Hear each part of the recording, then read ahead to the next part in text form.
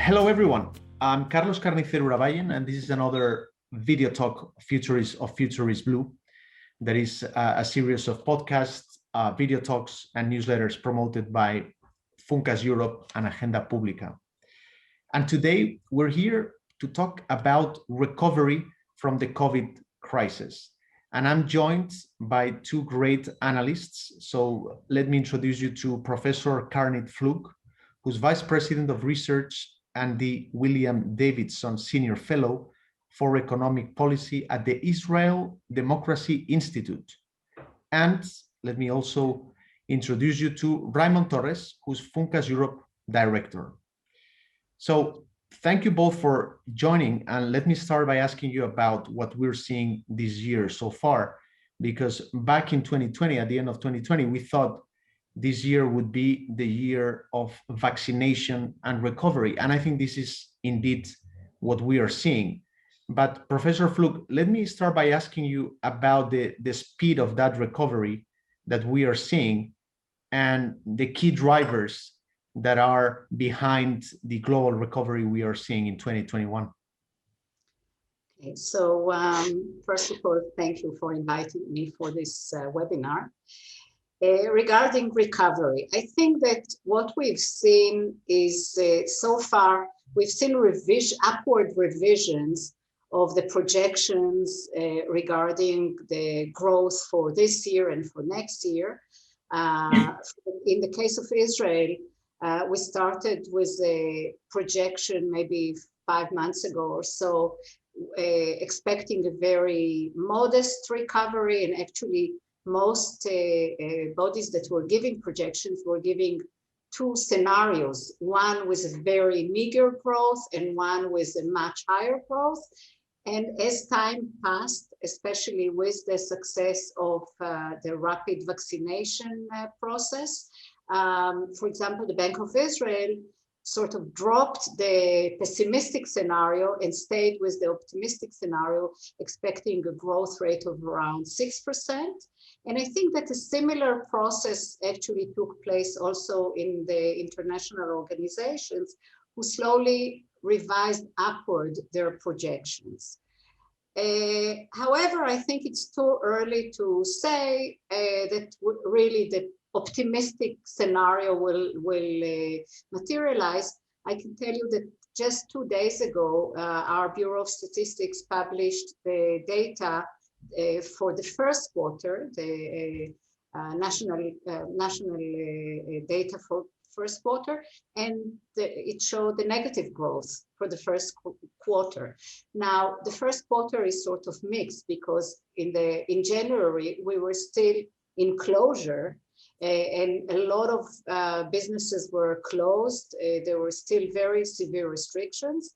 And then by the end of January, things started opening up with a very rapid rollout of the vaccination process. And now everything is open, and it seems that there is a very rapid recovery, but we don't yet see it in the data. Now, I think the optimistic scenario of growth rate of around 5 or 6% is based on the assumption that things will go more or less smoothly from now on. In the case of Israel, we have vaccination rate of around 60% of the entire population, and close to 90% of the adult population. So this is really incredible. And if the vaccination is effective also against new variants, I think we are really on a pace of very rapid recovery. I have to say that one very surprisingly positive phenomena is that we don't see much a problem of cases, new cases among kids. They're not vaccinated. There was fear that as schools open up, we will see more new cases, and we haven't seen any. So that's a very positive development that was unexpected. Now, I should mention also at least two other factors behind the rapid recovery. In the case of Israel, because we're very dependent on high tech. We have about 13% of our GDP is high tech, which actually experienced a surge in the demand for its products. So that continues to go on, and that will support the recovery. We have a relatively small tourism sector, and that meant that we were less affected by the decline in tourism. We also see the effect of, or I expect to see, we haven't seen it yet, the effect of the pent-up demand. We've seen a large increase in savings, and probably when things will open up, we will see a substantial increase in private consumption. Obviously, there were some people that were very affected by and saw a decline in their incomes, but there is a very large proportion of people whose income was not affected, but reduced their consumption very substantially, and I expect to see an increase there. And one last point on that, I think as long as governments don't withdraw their support for the economy in fiscal policy and monetary policy too early, I think that will also support a strong recovery. So I think these are the main factors. What's your take? Thank you, Professor. What's your take, Raymond? Are we being too optimistic with what we're seeing lately with the speeding up of vaccinations in Europe, or we should be rather cautious because this hasn't finished, I guess? Yes, well, I very much agree with Professor Flug that we are actually witnessing a recovery which is actually perhaps more robust, stronger than first projected. And for example, the IMF revised recently its projections for the world economy by 0.5 percentage point, which is quite a lot, and up to 6% for the world economy. And we're seeing very much the same kind of drivers of the recovery as in the case of Israel. For example, in Spain, we actually see already a bit of a recovery, a rebound in consumption. So the excess saving situation, which in the case of Spain is about 60 to 70 billion euro excess savings, started to be released and be spent in the economy, and of course with an impact that we already see in the numbers. Tourism is very important in several European countries, more than in the case of Israel. And we do see not so much already hard figures, but lots of people making reservations and bookings for the summer, and especially Greece, to a less extent, but also Spain, and certainly France as well, for example. We do see, so these are two very important drivers of the recovery, which is private consumption and tourism, of course. And then the third one is indeed macroeconomic policy, which continues to be supportive. And well, we do see that, of course, in the United States to an even greater extent. Now, that said, I would caution with two very important risks. A third one, which would be, as Professor Flug says, the vaccination, whether it will be kind of sufficient to support variants of the virus. For the time being, it seems to be the case, but of course, this will remain an unknown as long as the entire world population is not vaccinated. The second risk is relatively new. It has to do with inflation. And we see a pickup in prices, in particular in the United States, to a less extent, but also in Europe. And it has to do, to some extent, with commodity prices. Metals, in particular, are rising very fast. And so there is a supply effect here of semiconductors as well. There's a shortage of semiconductors. But also some question whether, in some cases, the macroeconomic policy has not been overly supportive and may add to the supply shock a bit of a demand. I don't think we see that in Europe. I would say macroeconomic policy has been very supportive from the monetary point of view. From fiscal policy, it has just been enough, I would say. So I don't think the demand side would be there, but certainly we see pressures in terms of prices that we had not seen before. And here, I would say, apart from as such that there is more inflation, the biggest risk would be if central banks, if some central banks overinterpret this and tighten policy, or even from the fiscal side, perhaps too early. We saw an example of that in the financial crisis, where, for example, in Europe, there was an early tightening, which was very unfortunate, and that this is something that we should avoid this time. But this is an issue, and managing that will be a big risk. And then the third one is the fact that the vaccination is very unequal, and indeed developing countries have hardly any access. Some countries have very low vaccination rates.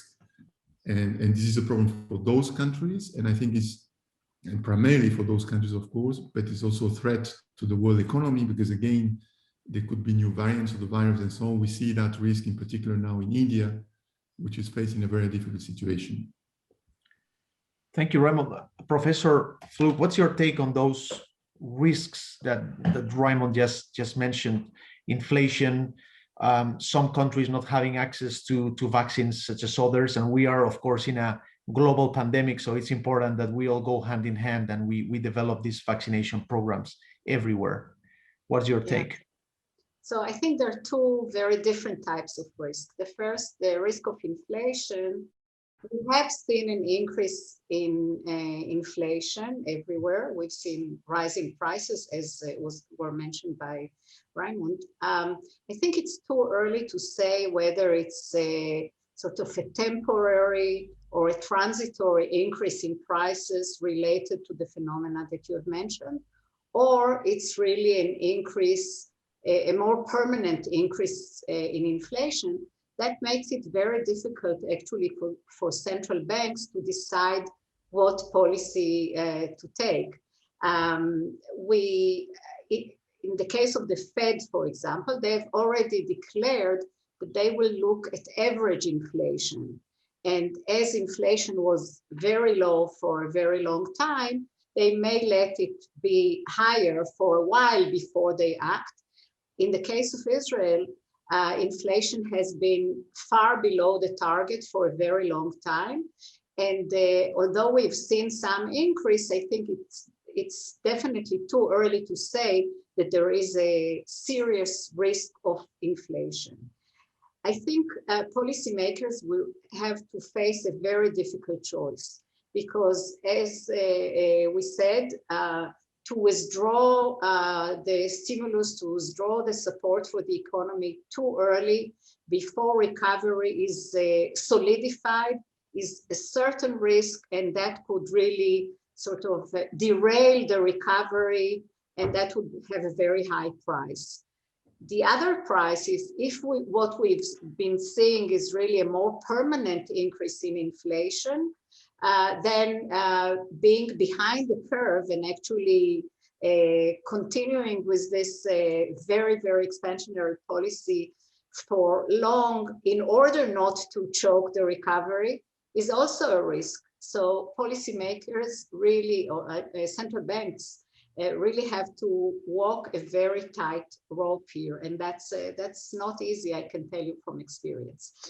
The other risk, yeah, I agree with you that I would say more broadly that even in advanced economies that do have now access to vaccination, the effects of the pandemic were very unequal.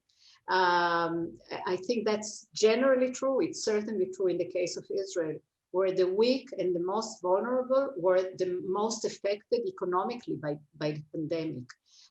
Those sectors that suffered the most, services sectors, tourism and cultural activity, and all the kinds of activities that are based on human contact, they tend to employ people with lower wages, young people, in the case of Israel, more minorities, more Arab, more ultra-Orthodox. Those people with lower incomes to begin with were most affected by the pandemic and will have harder time to get back into work, especially as employment now is more based on digital literacy and digital skills.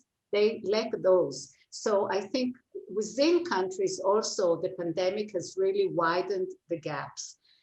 Between countries, that's very true. And I think that the initiative to create the COVAX scheme, where actually vaccinations are donated to low-income countries is an extremely important initiative. It should be expanded because we're talking about very still large numbers, but insufficient. So I think that's definitely a challenge to the international community. So we're seeing the crisis aggravating some social injustices and balances that were there in our societies before, but the crisis has made them even worse. And I wonder, Raymond, whether there's a chance that we can envision a post-pandemic world in which we address some of those imbalances and we take a little opportunity out of this crisis to make things better. Am I being naive, or do you think there are real chances we can address those issues? Yes, this is an extremely important question, and I very much agree with the diagnosis of Professor Flug that I mean, indeed, those imbalances that indeed pre-existed the crisis. I mean, these are not new, have aggravated enormously since the crisis, and so I think there is two problems here. One is the magnitude of the problem, which already existed before and was aggravated, and the other is the approach to tackle it. The magnitude of the problem is obviously very significant, especially concerning young people. It's not just income gaps, but also the situation of young people. This is, one can say, the group which is one of the main victims of the crisis. They had to enter the labor market where at a time when there was very few job opportunities. They're frustrated, they studied, and their own study was actually disrupted in many cases. Well, they have access to vaccination, the last, which is normal, because I mean, they tend to be immunized naturally, but not all of them after all. And they, when they find jobs, we have evidence, at least in the case of Spain, that entry wages have declined. So in other words, even if they find jobs, in the case of Spain, youth unemployment has reached 40%. And so for those who are lucky enough to obtain new employment, the wages they get in their first job is lower than the previous cohort. So there is a decline in entry wages, and as well as the type of jobs they get. I mean, they tend to be low quality in the sense of short-term jobs, etc.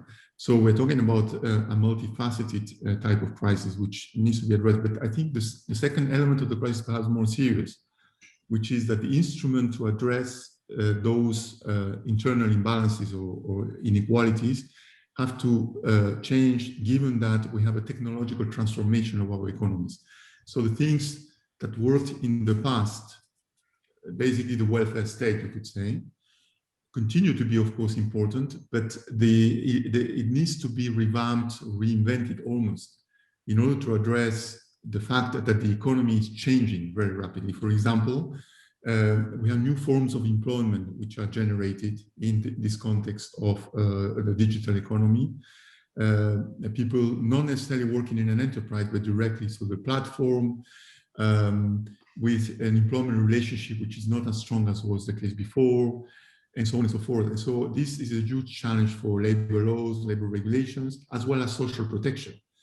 Also, the funding of social protection is challenged as a result of this technological revolution, not only because there is an issue of digital taxation, the taxation of digital providers, but also because in general, it's very difficult for social protection systems to rely exclusively or almost exclusively on labor taxes, on contributions by employees, because there are less employees and because the economy is changing. So these are just some examples. And education, I was going to say as well, education also is under pressure as a result of this transformation. So I would say, yes, I mean, big challenge, these internal imbalances, but of course the instruments have to adapt, have to change radically as much as the economy itself is changing. Professor, I love your reaction on that, because I think what Raymond said about reinventing the welfare state and taking into consideration that the labor market is becoming more and more digital. And I wonder, how can we, transform an institution, the welfare state, that is decades old and now is facing an enormous challenge to catch up and adapt to these new ways of working. What is your reaction to that? Yeah, first of all, I agree with the points raised by Raymond. In general, I would say that the safety net was extremely important during the crisis. The fact that unemployment benefits were provided, and provided also to those that were not eligible by the basic laws, but expanded the eligibility and also to the self-employed and to owners of small businesses. That was extremely important in avoiding a rapid sliding into poverty of these people. But this was important for the phase of when the economy was basically closed. Now I think we have to move towards providing strong incentives for people to go back to work. I can tell you that in the case of Israel, because unemployment benefits were extended until June, a lot of young people are not actually going back to work, and they enjoy the unemployment benefits, waiting to use them up until the time at which they will expire. And that clearly needs to change, where you have to increase substantially the incentive to go back to work. We haven't used, unfortunately, a more flexible system where you would get some of the unemployment benefits while if you take a low-paying job, a job that pays lower salary than you had before, there's flexible arrangements that could be employed and modify the social safety net in a way that would be more with a stronger incentive to work.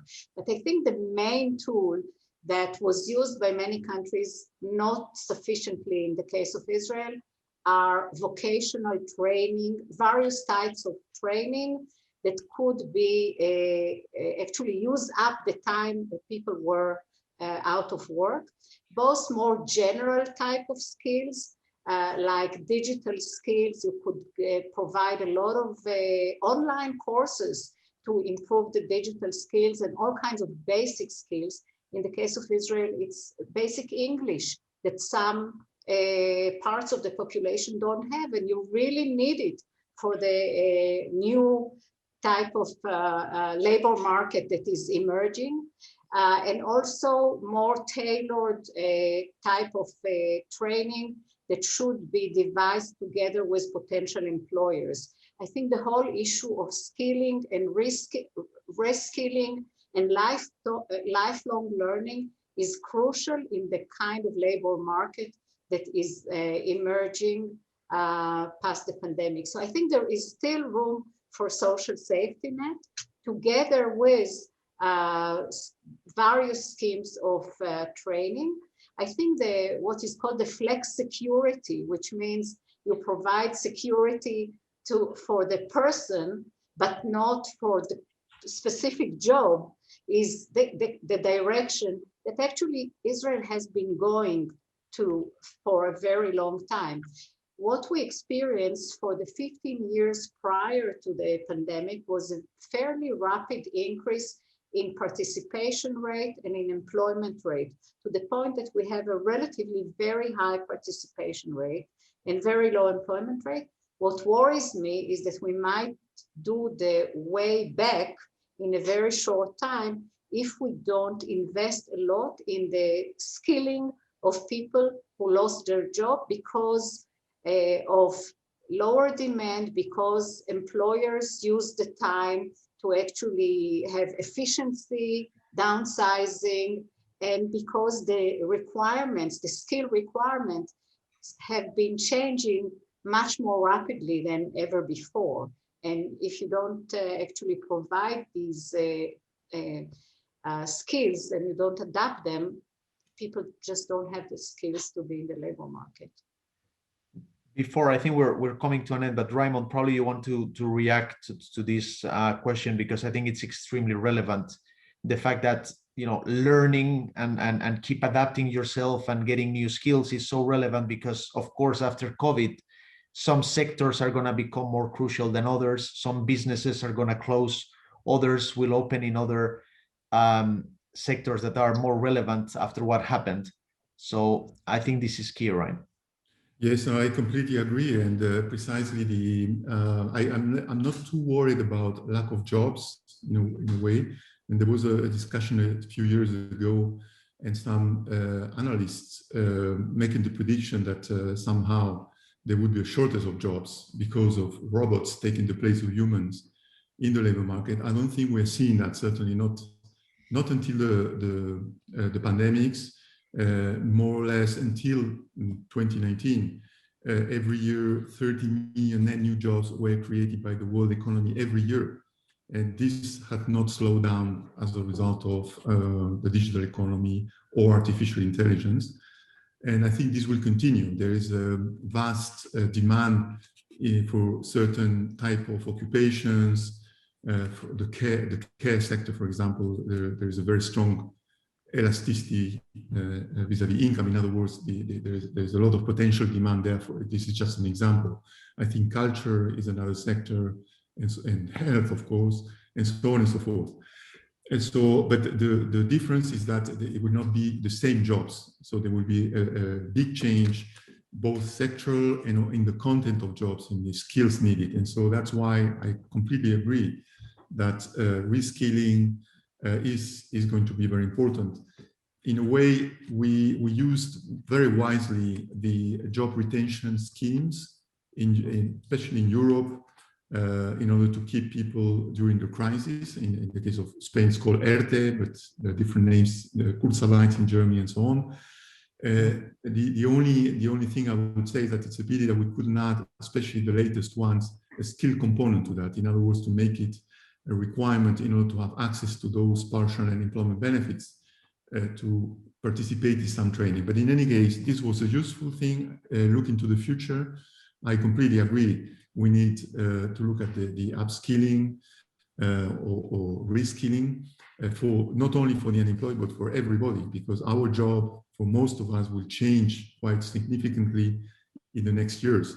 So we need training systems which are very reactive, because nobody can predict which will be the jobs of the future.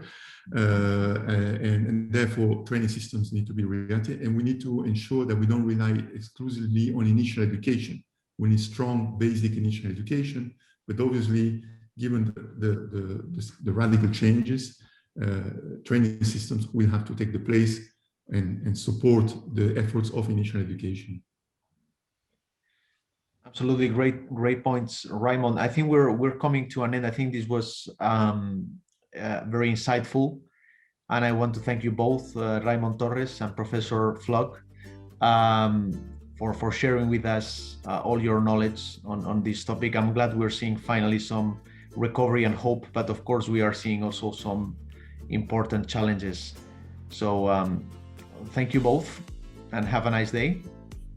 Thank you very much. Thank you very much.